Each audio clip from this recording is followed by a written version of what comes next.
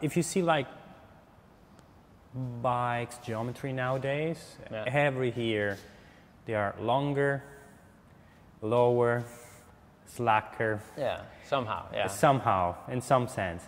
And that project, the forward geometry with Mondraker, was one of the very first one, if not the first one. The first one, I would say by a few years. Yeah.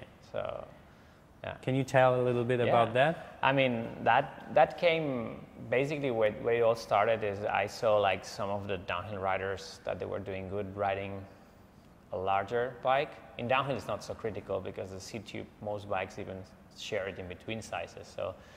So I was noticing a lot of guys tended to ride an upsize of bike for downhill only.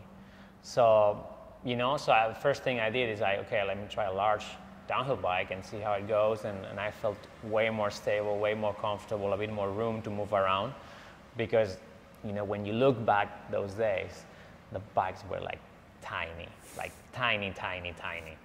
So that was the first step. So I ran a larger bike, I started playing around, and I felt way more comfortable. So the next step was kind of like, okay, what if I do it with a trail bike?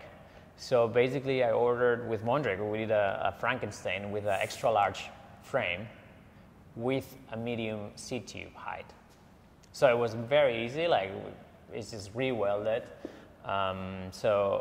And I went to test on, to ride on the Trans-Provence race. I think this year they did the last one, no? Yeah. So I went there and did the race, and definitely the bike made a huge difference. I went completely untrained, like maybe last time I rode a bicycle because I was really busy. I remember, I don't know, it was 3 months ago. I was so unfit, like the first day I wanted to kill myself, and the second day I couldn't even make it out of the tent. But then on one of the last days where we were racing in the last stages near Monaco, Cap d'Ale, Fabian's and Nico Vujo's area, there was this super crazy steep and rocky and difficult terrain. And I remember I was the third guy, like I did the third fastest time. Only Nico and Fabian went in front of me, that they were basically the local trails, but Jerome Clemens, I blow every other guy. And it was, for me there was basically the bike. The bike being longer in that super steep terrain, really rocky, difficult, it made a huge difference. And that day it's like, okay, this is the future for sure.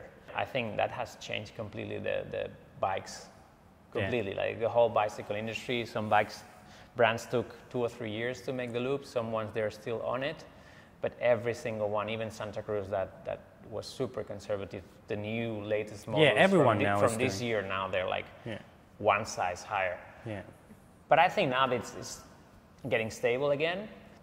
I think it was really cool to be able to, you know, kind of say that somehow you shaped a bit the bicycle industry for the future and for the good.